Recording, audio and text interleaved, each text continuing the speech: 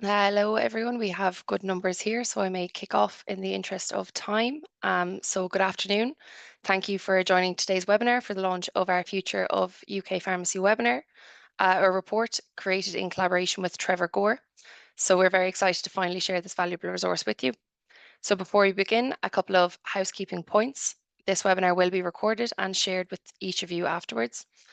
We encourage you all to put some questions that you may have into the Q&A feature at the bottom of your taskbar as well, and we will aim to answer at the Q&A section of this webinar.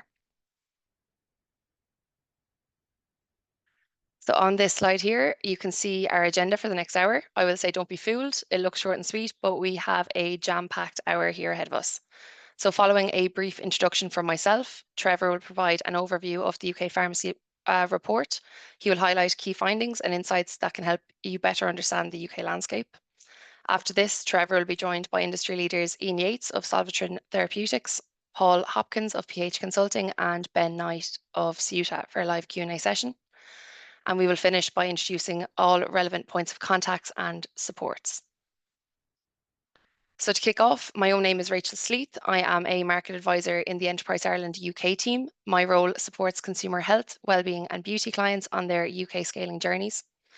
So for those of you who may not have engaged with Enterprise Ireland UK before, we are a team of 30 people with market advisors working across all sectors from healthcare to agriculture to construction, creative industries, and of course, consumer. So our team operates across our 3 UK offices in London, Manchester, and our most recent office in Glasgow. And our remit covers Northern Ireland, Scotland, England, and Wales. So we support clients to help understand the UK market, key industry players, barriers, and potential opportunities to grow. So the UK is our largest export market for Enterprise Ireland client companies, with in 2023 client exports to the UK growing by 6% to 9.97 million. It's usually the first market Irish suppliers scale to within health and within retail. So at Enterprise Ireland, we are dedicated to strengthening the connections between Irish companies and the UK market. We've seen many Irish companies achieve great successes in the UK healthcare and retail space, yet face challenges within pharmacy. So we hope this report and webinar will serve as a valuable resource as you look to find the right channels to enter and grow within the UK market. I will now ask Trevor to turn his camera on here and ask to introduce yourself there and run through the report. Hello, I'm Trevor, the founder and director of Maestro Consulting. I've been in the pharmacy industry for well over 35 years, worked for Reckitt's for 20 years, where I finished up as the global head of pharmacy training. Since starting my own consultancy, I'm also an associate director of the Institute for Collaborative Working and a trustee at the Self-Care Forum and speaker at pharmacy conferences all around the world. So sort of what I do is pharmacy. Next slide, please, Rachel.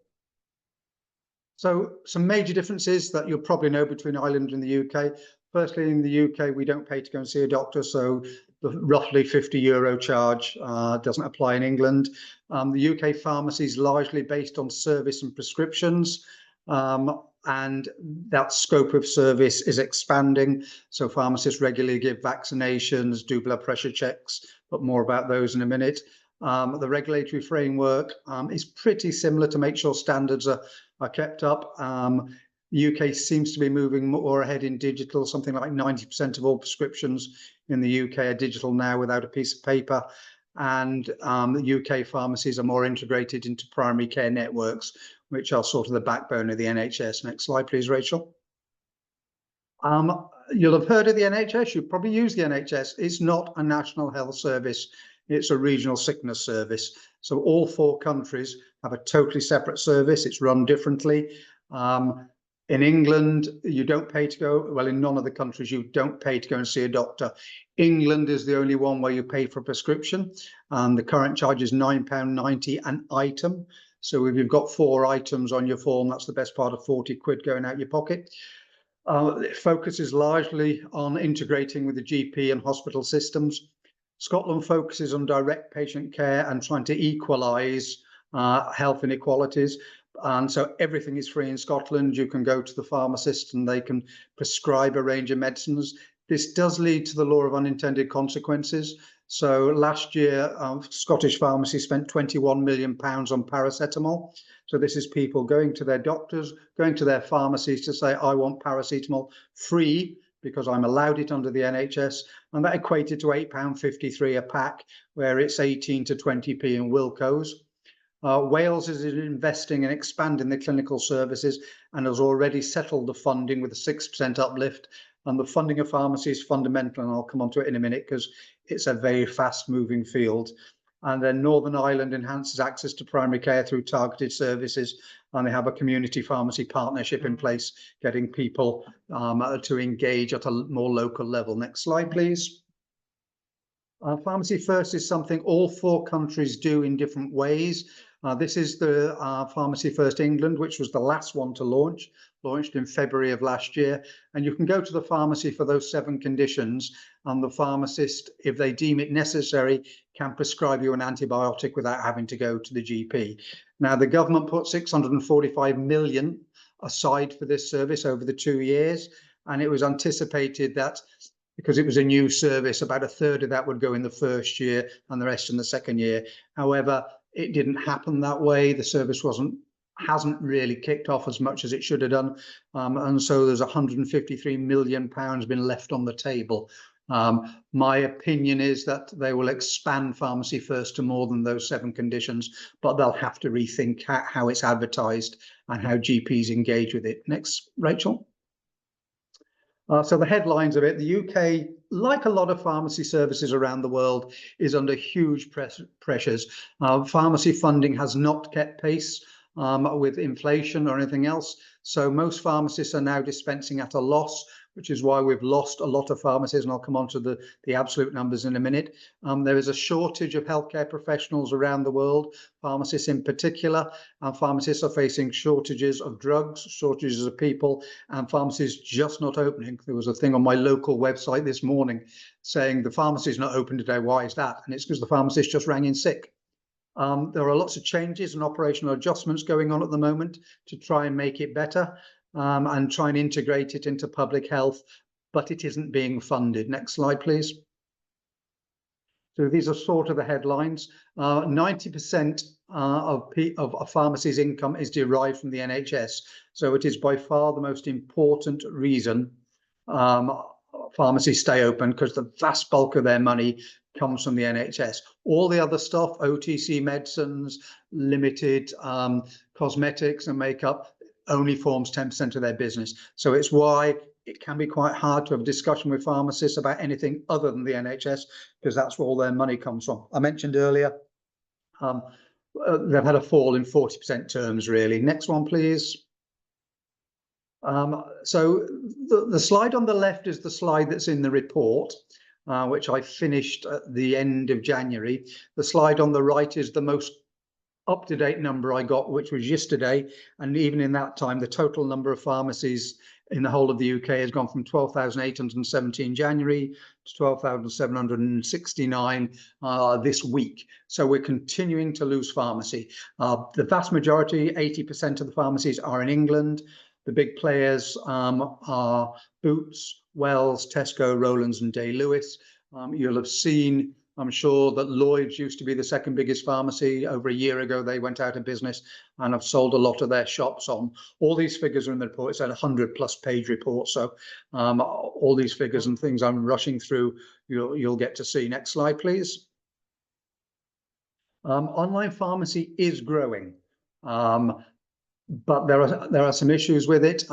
So they've nearly doubled the number of online pharmacies in the last couple of years. But Lloyds Direct, which was the online bit of Lloyds Pharmacy, was bought out by Pharmacy to You, and that one entity now has 45% of all online pharmacies, which accounted for 3%. But even with this massive growth they've had, they've still got less than 10% of all the prescriptions. So yes, it's growing. Yes, it's growing fast, and it's something to watch. But it's not even at 10% of the prescriptions yet. And when you consider most prescriptions are now electronic, that suggests there's some hesitation amongst the public. Boots has a very small online pharmacy presence. Next, please. The independents are growing. The independents are the light blue line at the top. The yellow one is the national chains, which is your Boots, your Lloyds, etc. and it's fundamentally changed the makeup of UK pharmacy. The independents are now the single largest chain, which is good for independent and independent, but we mean between 1 and 9 pharmacies, which is great. But it means if you want to make an impact on them, it's really difficult. In the good old days when Boots was #1, you'd trot along to Nottingham, go to DB9 and do a deal, and suddenly that would be rolled out across all of their, at the time, 2,000 odd pharmacies. Now you've got to go and see potentially 4,000 outlets. So it's changing, and it's changing on a day-by-day basis. Next, please. The majority of stores by density are in the Midlands. London's also big. Southwest has the least. Not really surprising considering where people live, frankly, but the Midlands and London would be the two. If I was coming over, I would start to target first. Next, please. I've called this all for one and one for all because UK pharmacy is totally fragmented. There are, the last count I looked, there are 15 bodies that claim to represent pharmacists in the UK. So the important ones and what their role is Community Pharmacy England, and there's a similar one for Scotland, Wales and Ireland. But the English one is the only one that is allowed to negotiate on the contract pharmacy. You'll be aware that as of yesterday, the government announced that NHS England was to be disbanded. And that was who Community Pharmacy England negotiates with. So we're a bit up in the air on that, and I'll give you my view on what it means in a minute. The Royal Pharmaceutical Society is the professional body. That, at almost the same time as the Minister announced yesterday that NHS England was being abolished, is doing a referendum amongst its members. Do they want to stop being a Royal Pharmaceutical Society and become a Royal College and therefore a charity? That's interesting. The National Pharmacy Association claims they're the membership organisation for independent community pharmacy, as does the Independent Pharmacy Association. There's no love lost. They frequently go into print and online to slag each other off and say the other's doing a bad job. There's the Company Chemists Association, which represents the larger pharmacy operators. Locally, there are pharmaceutical committees that represent local community pharmacies. There are 55 of them in the UK. So there are loads of bodies claiming they represent community pharmacy, and they all actually, with the exception of Community Pharmacy England, which negotiates, are representing their sector of interest. You got to the ridiculous position at the beginning of this year where the National Pharmacy Association were keen to say they'd been to Downing Street to meet the minister. And then the next day, the Independent Pharmacy Association said, yes, they'd been to see the minister as well. The message that gives to government is appalling. You know, they can't even agree amongst themselves. Next, please.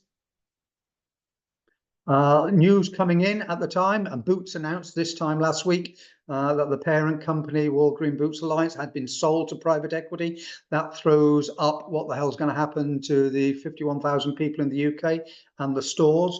They've already closed 200 in the last year. I suspect they'll now close a lot more. GPs have been awarded their funding under the old contract for 25-26.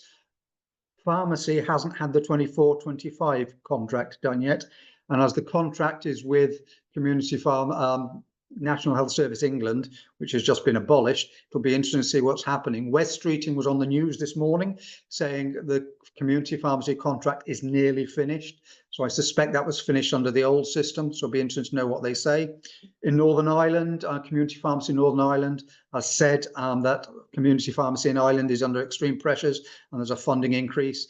And pharmacies across the UK say there's at least one episode a day where they cannot dispense a medicine, and there have been deaths, and coroners have reported this to say this is not acceptable. Next, please. The headlines of the report: the biggest sector, and this all goes into more detail within the report, like in most areas, is pain, followed by coughs and colds. Coughs and colds are obviously dependent on the season, so we in healthcare say it's a bad season when we don't get a lot of colds, and the public say it's a bad season when they do get a lot of colds. I know some of your members are interested in skincare, which is growing quite nicely. as a vitamins, minerals, and supplements. They're quite healthy. The big players are Johnson & Johnson, Haleon, Perrigo, Pfizer, and Bayer. My old company, Reckitt Benckiser, is in there. The CAGR is at 4.86% for the next 5 years, if that's the sort of thing that interests you. So reasonably healthy growing. Next slide, please. Headlines about training. Training is vitally important if you want to get into UK pharmacy. All pharmacists are required to do continuing professional development, to learn about new things, old things. Continuing professional development doesn't mean it has to be clinical. I once did a set of 6 books on continuing professional development, on merchandising, on negotiating, on sales, etc. Assistants are probably as important, if not more important, than the pharmacist, because that's who the customer sees first, and they have to be trained to a certain level as well. But we have different magazines that talk to the different functions within pharmacy. So we've got, for professional resources, Training Matters is largely aimed at support staff. P3 is largely a business magazine, and Independent Community Pharmacy targets exactly the independents rather than the big mults. Next, please. Pharmacy vitamin subs market, for those who are interested, it's quite buoyant, it's quite vibrant. The big ones are vitamin D, multivitamins, 50 plus vitamins, and children's mults. Probiotics are growing fast, but like in Ireland and the rest of Europe, across vitamins and across probiotics, you're very restricted on what you can say and what you can claim. You can't sort of say this cures everything under the sun. You can't actually call a probiotic a probiotic. But Ian will update us on that a little later on, as he has some expertise in that area. Next, please. Skincare market is interesting. It's split into 2, the cosmetic type market and the clinical market. Most pharmacies, with the exception of Boots and Superdrug, are moving away from cosmetics because they haven't got the space or the time. They're being forced into doing more and more services, more and more dispensing, and so they're focusing on their clinical role, and so they're stocking clinical products and moving away from the more cosmetic-y products. This also fits in with the government's agenda that things like emollients, and there's a whole list of about 15, 20 conditions where GPs are no longer allowed to prescribe for skin conditions, and so people are being told to go to their pharmacy to buy them. And so that will affect at some point your pricing. Again, this is in the report, because if you are selling it on the high street at £3 and the government's only giving you £2 for it, it changes people's behaviour and it changes your profit mix as well. But for things like basic emollients, they're very rarely prescribed these days. People have to go to the doctors. Next, please.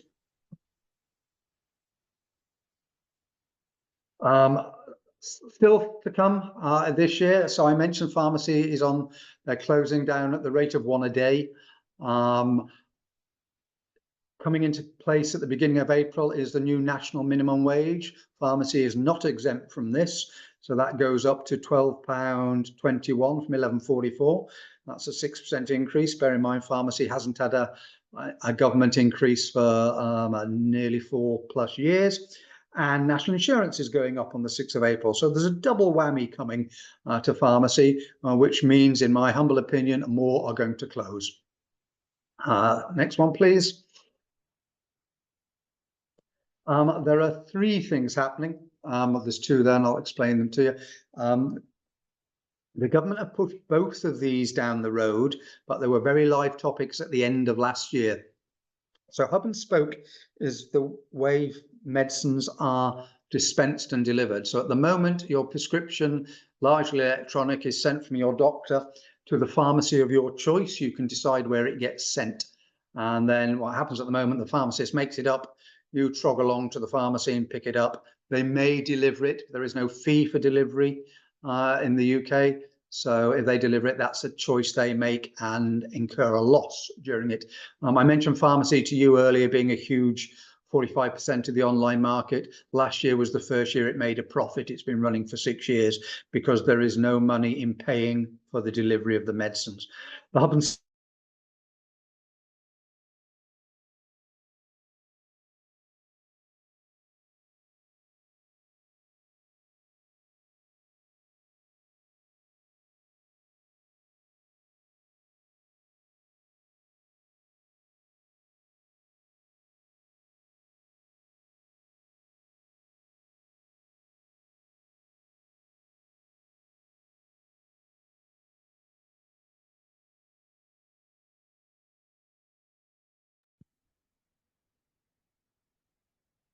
So I'm not sure what's after happening. Trevor there, he seems to be frozen, but I can confirm that this was the last slide of his presentation here as well anyway. So hopefully that he can come off and join back onto us there. Yeah, just gone there. So hopefully he'll come back there to us in a few minutes. But that is essentially 100 slides, 100 pages worth of presentation in 15 minutes or less. Trevor, you're back to us there. You're just on mute. The Wi-Fi went down here. It's following me. This is what, so that was why the hub and spoke's been pushed back. There's also that where medicines are displayed in the UK, we basically have three categories of medicine: prescription only medicine, which is the back of the shop, the public are not allowed to have access to it; P medicines, which must be sold under the supervision of a pharmacist. That's done sort of in the abeyance rather than the rule. The assistants will just shout out, it's a P medicine, and the pharmacist won't look up and say it's okay. And GSL medicines, which are general sales lists, which are available anyway. The RPS is considering changing the selection of P medicines so they're an open display and people can pick it up and just take it to the pharmacy counter. That was meant to come in. That's been pushed back a bit. Boots have been doing that for some time. And the next slide, please. That's me done. I'm going to hand over now to four esteemed colleagues, three from the industry, and back to Rachel to introduce themselves, tell about theirs. But I'm available. I'll be watching and pop in if I think I can add to the discussion. Thank you very much. Perfect. Thank you so much, Trevor. So for sharing those insights, much appreciated. As I said there a few minutes ago, 100 pages in 15 minutes or less. Great achievement to get that through. I will ask all of our panelists to join us there on screen if they can, please. Fabulous. And Trevor, whenever you're ready as well, you're more than welcome to join on. I'd love to pick your brain as we go here as well. So guys, just for some brief introductions in 30 seconds or less, can you please just give yourself a bit of an introduction and a bit into your background? So Ian, you're first on screen for me, so I'll go to you. Yeah, hi there. I'm Ian Yates. I've been in the industry for about 17 years, 10 of those with Pfizer Consumer Healthcare, where I was working across pharmacy and multiple markets, including Ireland and the UK. I've spent the last 7 years with Solvatrin, which is active iron, a unique iron supplement. So some interesting challenges entering the UK pharmacy market with a new brand from Ireland. So yeah, looking forward to it. Perfect. Thank you, Ian. Paul, I'll go to you next there. Good afternoon. I'm Paul Hopkins. I've got 40 years experience, predominantly in the pharmacy and healthcare industry.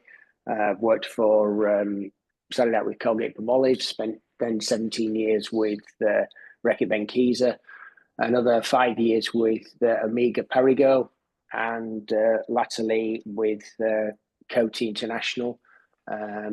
Across the experience that would be relevant for this call was the Perrigo and Reckitt's, and managed all of the pharmacy teams in the UK, and that included launches with the likes of Dermalex in skin, Neuromol with Reckitt's when that came out originally as a P medicine, and things like Bronchostop, which is in the cough and cold arena as well. So quite a lot of experience in terms of managing teams and working into chains and independent pharmacy. Thank you. Thank you. And Ben, we'll come to you next there, please. Thank you. So good afternoon. Yeah, so I'm Ben Knight. So I've been in pharmacy now just over sort of 20 odd years. I work for a wonderful business called Suter Healthcare. And as part of that business, and my role is very much sort of looking after a team that manages Boots, Superdrug, Well, Rowlands and the pharmacy wholesalers. In terms of sort of AH, Alliance, Phoenix, but as a wider business, we service all of the grocers, the convenience channel, e-commerce, etc. And actually, we're one of the few businesses still to have PBMs going through into independent doors as well. Perfect. Thank you very much. I say we have a couple of questions coming through there, guys. Keep them coming for the next half an hour. We'll get through as many as we can. I might kick off myself with a question on distribution, if you don't mind, from speaking to all these lovely companies that are on calls. I have my own few questions. So what are the key strategies for distributing products into UK pharmacies? And to probe a little bit further on that, I suppose, does this change when going to independents versus your larger chains like Boots and Superdrug? So Ben, I might come to you first if that's okay. Yeah, okay. I guess it depends, Rachel, just how you sort of define distribution there. But I mean, just for us, I mean, clearly, when we're servicing independent pharmacies, we're doing that through a wholesaler. Okay, so we're getting the listings in, whether or not it's AAH or Alliance or Phoenix. Those independent pharmacies are drawing stock from there. We've got a team of PBMs, pharmacy managers, going through the doors, chatting to the independent pharmacists that are then placing their orders into sort of pharmacy wholesale. That differs massively to when you're dealing with Boots and Superdrug, and to some extent as well, in terms of where you're dealing with them direct. And clearly for those guys, you're going up. I think, Trevor, you referred to sort of D90 in Nottingham earlier, and Boots.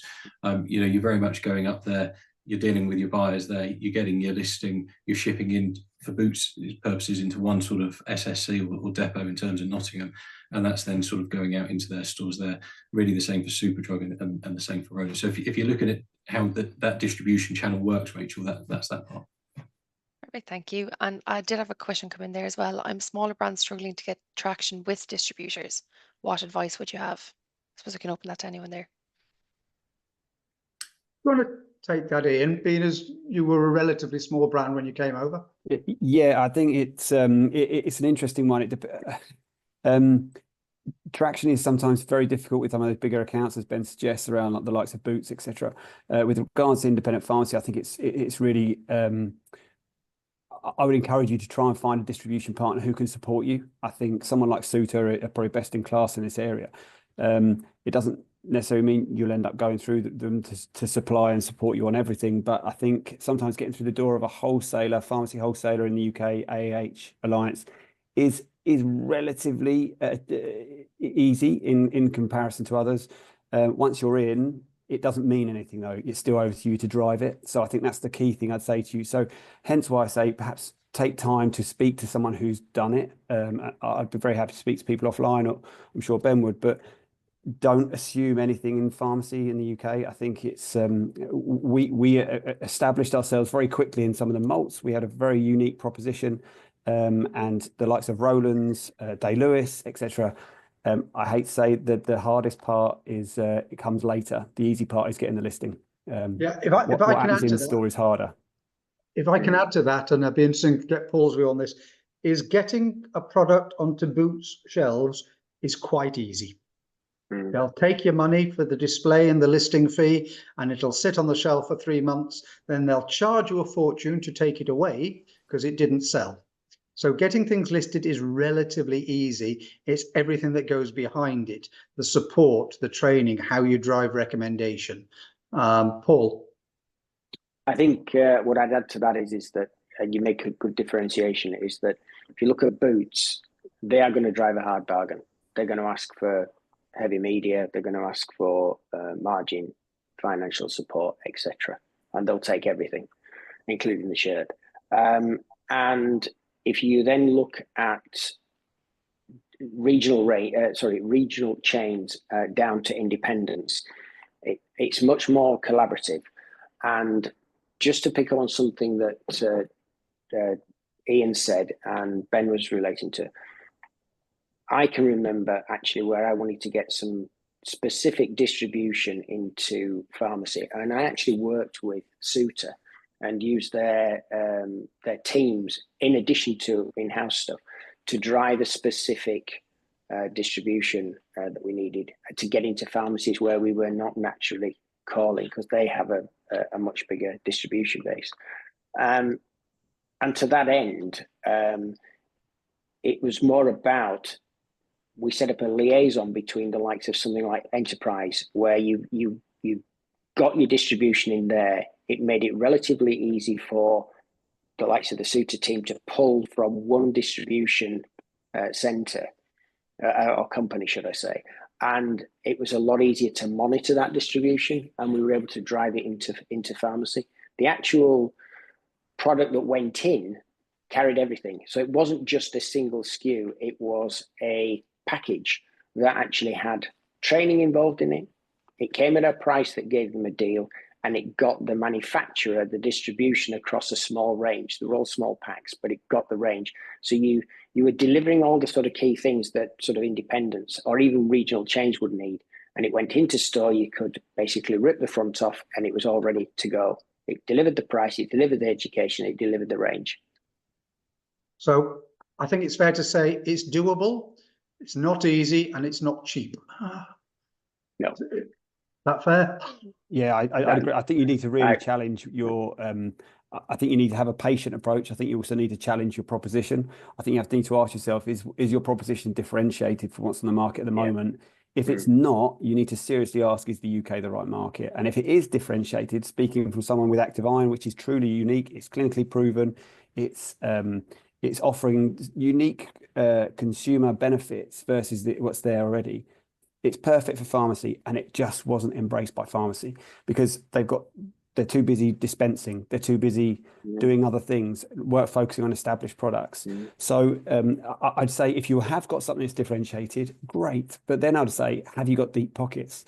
Because if you haven't got a proposition that is really easy, that doesn't communicate its unique benefits itself, if it's difficult to communicate those unique benefits to the pharmacist, to the pharmacy assistant, because 95% of your first interactions in pharmacy is with the assistant. If it's not easy to communicate those unique benefits, you've got to do it directly with the consumer yourself or the shopper yourself, and that is not easy. It comes at a cost. So there's no quick and easy fix for UK pharmacy. That sounds very negative. I apologize if it does, but it's a warning. There's no easy fix unless you have particularly deep pockets and you're planning to do a lot of TV. Then they'll embrace it very, very quickly. But absolutely. Just a heads up from me: the UK doesn't need another ibuprofen. And in a lot of the categories, and this isn't meant as an insult to anybody, but I work with a lot of manufacturers, and you've all got rosy tinted spectacles that your product's wonderful and different. Pharmacists aren't stupid. The first thing they'll do is pick up and read the back but I think of the pack and see what the ingredients are. And if it's the same as if it's 200 mgs of ibuprofen, like every other ibuprofen on the shelf is, they'll say, why would I bother? Next interesting question, Rachel. That was good. Sorry, Rachel, your question though was, I think, distributors coming back to people. Is that what the question was originally? Is that how that bit started? So the question I had through was saying, I'm a smaller brand struggling to get traction with distributors. Yeah, so there we did. I'd say we've hit off. I think that goes full circle, but I think that might be just be mindful of the size of the opportunity. I'd be very disappointed if distributors aren't getting back to people, but just what Ian, Paul, and Trevor just sort of said, that might just be where that size of opportunity and what one person thinks the size is versus somebody else is two different things. I'm not saying that makes it right, by the way, because they should still. No, you should always reply. That's just rude. Exactly. Well, I'd say there might be some follow-ups coming your way, I'd say, after this webinar as well. So on you were saying there, Trevor, about the ibuprofen and so on, we actually did get a question come through there and say, is there a requirement for pharmacies to supply the cheapest comparable product listed on the drug tariff? No. Short answer. They tend to. I've trained tens of thousands of pharmacies and pharmacy assistants in my life, and I used to train them that if somebody comes in and asks for Nurofen, the default of the assistant is probably, oh, we've got ibuprofen here, it's the same thing as Nurofen but a third of the price, because the assistant probably lives within the community and is on a fairly small salary, which is why the new minimum wage will help them a little bit, but they don't understand profit. So the pharmacist, on the other hand, probably doesn't live near the shop. He lives in a nice house down the road, and he understands that whilst your 50p ibuprofen gives him 50% profit, and he only gets 30% on your £2 Nurofen, that's more cash. And actually, one of the things I've spent most of my career trying to do is get pharmacists and pharmacy assistants to upsell. Now, they don't like the phrase upsell, they don't like the phrase link sell, they don't like the phrase sell, because we're here to help people. But if there is no requirement for them to offer the cheapest thing, they can offer the thing that's best for their business. Okay, perfect. Thank you. Just reading another one come through here as well, and he kind of mentioned there as well, he said you need deep pockets, I suppose, to enter this area. A lot of marketing going on in the background. For reference, we do have a lot of companies in here in skincare and cosmetics in that sort of area. So just wondering what sort of trade investment coming into the UK would be expected for the likes of, I suppose, your larger companies versus, as you said there, the smaller independents where they might give a little bit more support. Do you want me just to field that one a little bit, Rachel? Yeah, and then Paul from Coty would be good as well. Yeah. Yeah, Paul's probably better versed on that one. All I would say is actually all involved here. You could argue actually beauty's even tougher actually, Rachel, because when you think of some of the players and those categories there and what they can spend above the line, what they can spend in store, that's arguably even harder than healthcare, because there's some really, really big players in there. Now, equally within skincare, and I don't know where that question's come from in terms of what particular part of skincare, because of course it's massive. Don't forget that one of your largest players in terms of Boots has got a very decent own label brand in skincare box in there as well. So, you know, what do you bring in terms of opportunity different to what they've got, and how much have you then got to spend in there and above the line, which is, I guess, sizably more versus some really, really major players there. But I think that just depends if it's a bit more beauty skincare, if it's serious skin, you know. We have a lot, I will say, a lot of beauty skincare involved here. Well, I would say beauty's even deeper pockets, but Paul will know better. Yeah, I mean, I'd add to that my experience, certainly let's deal with beauty, because they are slightly different. Boots and Superdrug have got space. So they have the space to put the brands in. They have the space to deliver more or less anything that you want to ask for, providing you're prepared to pay for it. And the deep pockets are that you've got the cost of heavy fixtures, never mind point of sale, actual fixtures and fittings and stuff like that. So there's some big money there. Is it linked with TV? Is it linked with celebrity, etc.? The one thing I would say, and I'll draw a differentiation, is that beauty, if you're big players, you're going to play with those big accounts. It's a much different story when you start moving down the chain to regional chains and independents, because in my experience, it's a very fickle market. It changes very quickly. It's seasonal. Color ranges change enormously. As a consequence of that, there is potential to have a high-end amount of waste in terms of range changeover. And as a consequence of that, a lot of the smaller end of certainly the pharmacy market, if they carry anything, it's very minimalist in terms of a very basic and tight range, but it's not a lot because they just don't have the space and they're not really interested in pursuing that. If you look at skincare, again, at the top end, the Boots and the Superdrugs of this world have got the room. You can throw a lot more money at your brand. There's a lot more opportunities in store to be able to focus on header boards and advertise and put your own, lighting stands in there, so it can look, really upmarket. But there's usually then merchandising required because, again, of the changeover, and there's a lot of small items, etc. For skincare, once you start moving down the chain towards, again, regional and small accounts, independents, I would argue that they're looking more for the medicated skin. They're looking for, what's the therapeutic value to consumers? What can I add value to? And I think it was Ian that touched on it, about the fact that it's predominantly pharmacy assistants, maybe a senior one, but pharmacy assistants who are the ones who are going to interact with your representation and probably interact with the consumer. And they have an enormous amount of sway. So if you do not get your message across to them and they believe that, then actually tackling the pharmacist alone is not sufficient.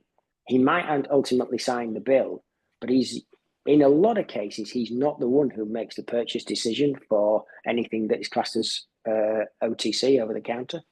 You also have, every pharmacy in England now is designated as a healthy living pharmacy, and they have to have a health champion in there whose job it is to be front of counter and almost rugby tackling customers to look after their health and that. So they are far more important for the day-to-day running of the front of the shop than the pharmacist. Okay, some great insights there, guys. Thank you very much. Another question here: what are the key differences in working with pharmacies in Ireland versus the UK? So Ian, I might come to you first, if that's okay. I haven't seen you've tackled both, but if anyone has any other insights to jump in, please do. Yeah, sure. There's to just in a quick and easy sentence, they're very, very different. Irish pharmacy is streets ahead. I'm talking generally. Obviously, you could walk down a number of streets and find some great pharmacies in the UK, independent. You obviously, and you start to talk about Boots, Superdrug. There's obviously a consistent look and feel across both markets. But when you move outside of that, the UK pharmacist is entirely preoccupied with the reimbursement they get for dishing out scripts. In Ireland, there's a real sort of proactive approach to their consumers, because they're, again, community. It's about avoiding the need to go and see the GP and spending the money. So there's a significant difference. I think, you know, if you're looking for comparisons, I'd suggest Irish pharmacy is more like, you know, some of the Scandinavian markets, and the UK market, UK landscape is more like the Netherlands, for example.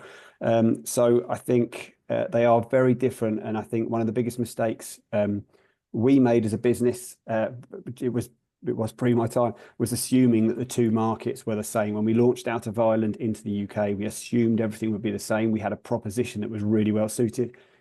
They were very different, and we had to back out a lot of things and start again. And we made mistakes and invested money that we wasted. So don't, you know, absolutely, if I give you one message, they're very, very different, and don't treat them the same. If you treat them the same, unless you've got something particularly unique, you're probably going to struggle. So have a different approach, different strategy, and understand the market, understand your shopper, understand the different groups that you're working with. The customers are very different, and their motivations are very different.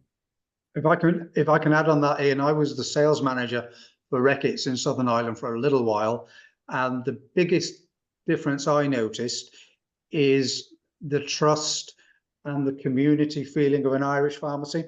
Whereas in England, as I said, there's a shortage of pharmacists, so you're not guaranteed to see the same pharmacist every time. A lot of them run on locum pharmacists, and if they don't turn up, your shop closes.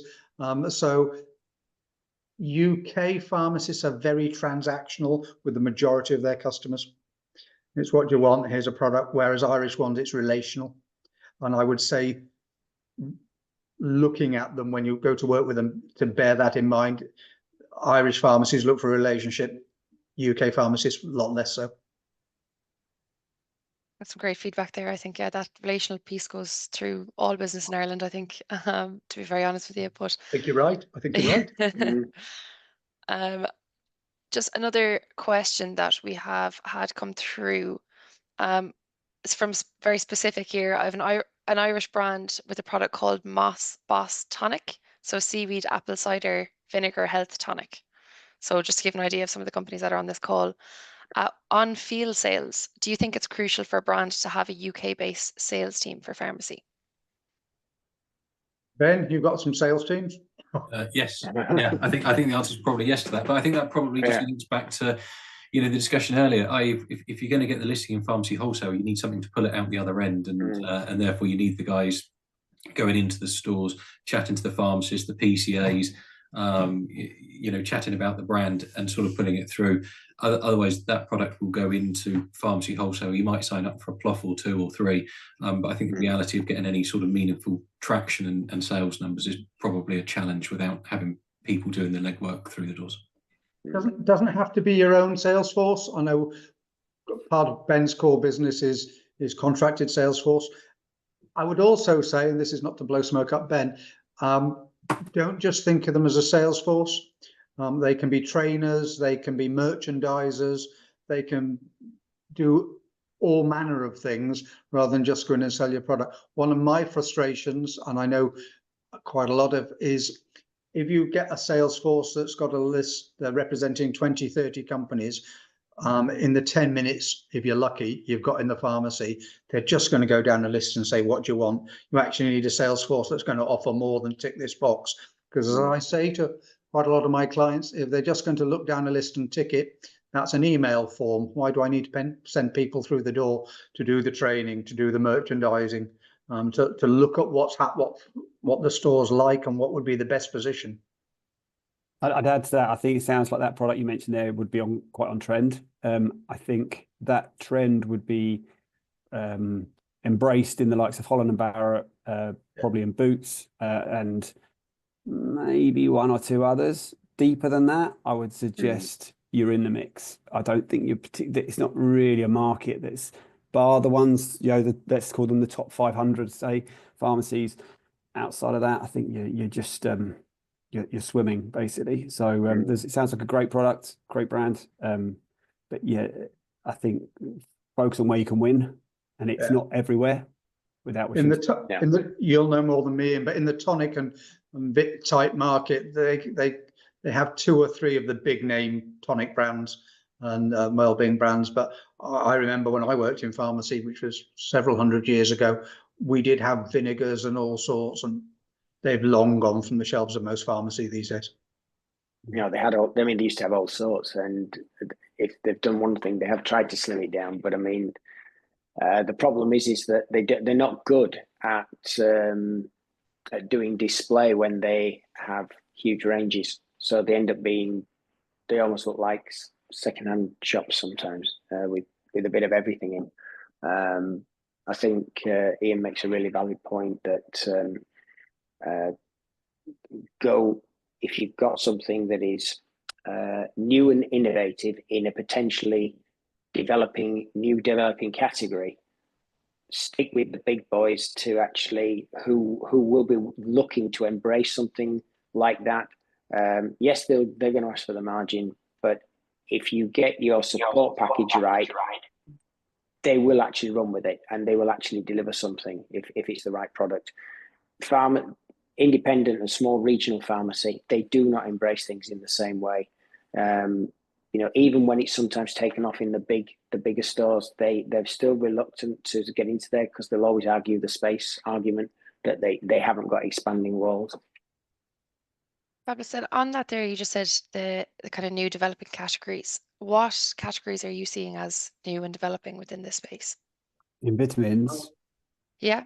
So if I go back in the last 6 months, Boots and Holland About have done complete overhauls of their fixtures and freed up effectively 6 bays, which were, this will test me now, the 6 on-trend categories were collagen, magnesium, hydration, menopause, mushrooms randomly, and one other. There's always one you can't forget. But effectively, these stores have squeezed other categories, more traditional categories like energy, like kids categories, to give more space to these trended categories. So those are ones that are very much top of mind at the moment. Hence why I said the apple cider vinegar, for example. Those sort of categories are on trend, and they will back them. You're not going to see this sort of response from outside of those top 2 or 3 retailers in this space. Yeah, I think it's just that if you've got something around that space, great, but go quick, because so is a lot of others, and it doesn't take long before you're a me too. But just tread carefully. Outside of VMS, the 2 categories I think are interesting at the moment are women's health. There's quite a big growth in you can buy the pill and the morning after pill over the counter. There's been 2 brands launched recently for period pain with not unique molecules, but targeted molecules. So it's not the normal ibuprofen, there's tranexamic acid in there. So very targeted products. And I'd also say sleep is becoming an interesting product. The sleep market, with everything from your normal Nitols, antihistamines. I know Nitol recently launched a herbal variant as well. Was that in your time, Paul? It was, yes, it was. And that was to, you know, leading towards a trend that was starting to come in the market, and natural, you know, non-invasive ingredients and stuff was a trend, and I think that's expanded massively. Natural's interesting in that everybody says they'll pay more for natural, they'll pay more for sustainable, until they're confronted at the shop with a price point, and then they'll default. There's a reasonable amount of evidence to say what people say and they do is quite different. Okay. Gut health was the other one. Just come back to me, something you said there, Trevor, to prompt me. So yeah, probiotics, etc. Yeah, the gut-brain axis is becoming interesting. It suffers a bit from unsubstantiated claims. Does, yeah.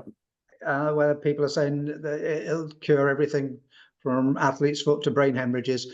And again, as we said earlier, you can't make some of the claims, even calling it a probiotic. You can just say it supports your gut health, and vacuous claims like that mean nothing. I think if I'm not mistaken, I think that we have a section on that in the report that everyone can read through as well. So that's great. Guys, I'm a little bit conscious with time here. So I have 3 questions I want to fire through to you that have come through. But we'll do, I suppose, quick answers because I've an answer, a question I'd like to ask you all at the end here as well. So just moving back to the drug tariff, I have one here. With the rise of prescription skincare, how can brands work with the pharmacies to bridge beauty and dermatology? Largely, the NHS isn't interested in beauty. Most beauty within the NHS is hived off privately. There's an average wait at the moment of 6 months to see a consultant dermatologist, so it's not given a priority. I worked with a company recently who hadn't taken a price rise in the drug tariff price for 4 years. They tried to put a price rise through between 6 and 13%, depending on the SKU. The government allowed them 0.6%. They got in touch and said, what can we do about this? And the answer was nothing. They should have put a small price rise through every year. The government is trying to cut for the drugs bill. It's trying to cut what the NHS pays for. All this is up in the air, of course, since NHS England was disbanded yesterday, to see what the hell happens. But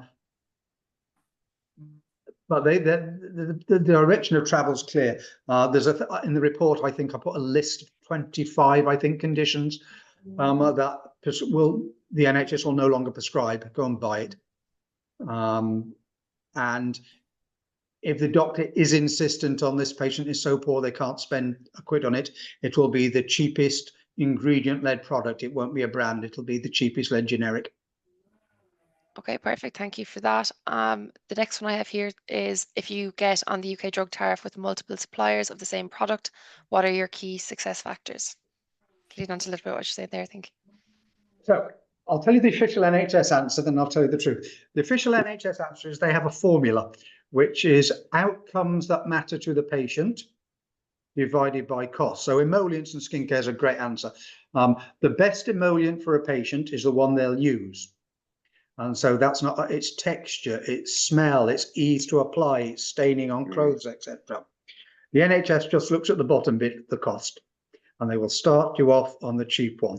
And there are 2 or 3 different, again, in the formula for all the countries of the UK, I've given an example of emollient formularies, so you can see what gets on and what doesn't, but it'll come down to cost. Patient preference is important. The other thing they do, and again, it's in the report, is I don't know if you do know, but for all those who make an emollient, how much you put on and how you apply it is really important. You should lather it on and go with the nape of the skin. Most doctors prescribe a 50 gram to 100 gram pot, which lasts 4 days, 5 days if you're lucky, and you can't really have a repeat prescription for a month. So they don't prescribe enough. So they're forcing people to go and buy it. It's one of the huge challenges within the drug tariff for skin type products, is they are almost forcing people to go and buy them. Okay, perfect. There, a little bit of a curve question now from the drug tariffs. Any insights on how businesses should go about selling software solutions to UK pharmacy sectors?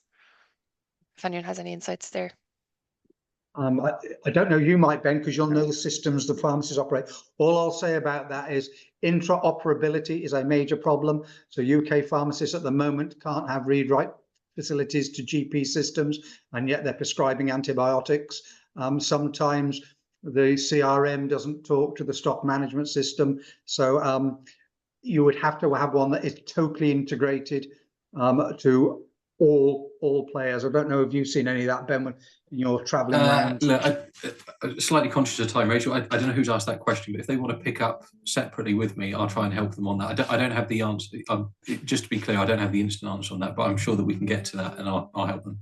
Yeah, that's perfect. That's great to know there. So the last question I have here is actually coming to you first, Ian, but then I'd like to get a bit of advice off you all. So knowing what you know now, if you were to launch Active Iron into the UK pharmacy again today, what would you do differently, or what advice would you give yourself? I would give ourselves the advice. So, very quick bit of context. I was leader of the launch of Nexium control from RX to OTC to GSL, and we used a dedicated team with Suter. And actually, we spent time mapping out who's our target, what's the number of pharmacies, and we had a dedicated team. It cost a hell of a lot of money from Pfizer, but it was a great investment. It was a great brand launch. Launching something like Active Iron, where we didn't have a huge amount of spend, we tried to go everywhere straight away because we thought our victory was going to come through distribution. Actually, it doesn't. It comes through quality, not quantity. And so if I was going to challenge myself, I think I'd go patiently. I'd find a partner, someone like a Boots, possibly Superdrug, depends on your category. Think about your category. Where does your category dominate? And then I'd think about how do you approach pharmacy with a smart partner, a targeted way. But like I say, really, really challenge yourself about your proposition. Ask yourself, is it differentiated from what's out there already? I know I mentioned it earlier. And if it's not, that's the question. And if it is it easy to communicate and easy to understand? If it's not, think about how you're going to get that across. So for me personally, we would do things differently. We'd be patient, which is what we have done in the end. We've unwound so much of what we did. We wasted hundreds of thousands and we unwound it all and started again. And that's what we did. And we're now being very successful on that footing of building slowly with the right partners at the right time and building, not everywhere fast. Other categories are very different, so it might not apply, but that'd be my view. Thank you very much. I think slow and steady wins the race, as they say, going through. Paul, coming to yourself there, it's just next on my screen. Is there any last bits of advice you'd give to any of these companies looking to launch into the UK pharmacy? Yep. If you've got, a bit like Ian said, if you've got deep pockets and you want quick traction, then you go to Boots, the chemist, the high street brands, and you back it up with TV or media, shall we put it that way. If you want to do something where you've got less funding, then in the past I had some very successful things that we really partnered with the likes of Rowlands in the day. These days you might do it with, say, try it with Wells Pharmacy or something like that. And I also did a lot with the likes of Day Lewis. Now with those sort of chains, you agree the stuff at the head office, but it's all about what you actually make happen at store level. So I had in-house teams that could get to, those branches. So we would redirect them in certain areas to go to the branches. There was an odd occasion where, as I think I mentioned earlier on, that we needed something more dedicated, and we used Suter, Ben's, one of the dedicated teams at Ben's, Suter, and we actually still provided the same sort of training for their teams as we did internally. And it was about how do we get the education message and how do we make sure that you get the compliance at store level. That was the critical thing. So in our case, it was it might have been specialist freestanding display units that were in cardboard and stuff like that. I found for many years that those sort of strategies worked really well. I'm not saying that they'd be exactly the same now, but those sort of things haven't gone away. It just might be that the message has to be delivered slightly differently. But it's about making sure that they go into the right stores and then grading what you have into the stores, but working with something like, as I say, a Day Lewis or a Well Pharmacy Group, and actually getting them to buy in at the top end, and then they send the messages out, but you reinforce those by going in and making sure they land. Then you know that you've actually landed it, because the one thing you don't have in pharmacy beyond the big players is data. So you can't just pick up data and read it and tell that it'll tell you that you've got really solid distribution, because it's always a sample size. So that's what I would add. It's about putting the money where your mouth is in terms of getting your own, making sure you are checking compliance yourself and not just assuming that it was there.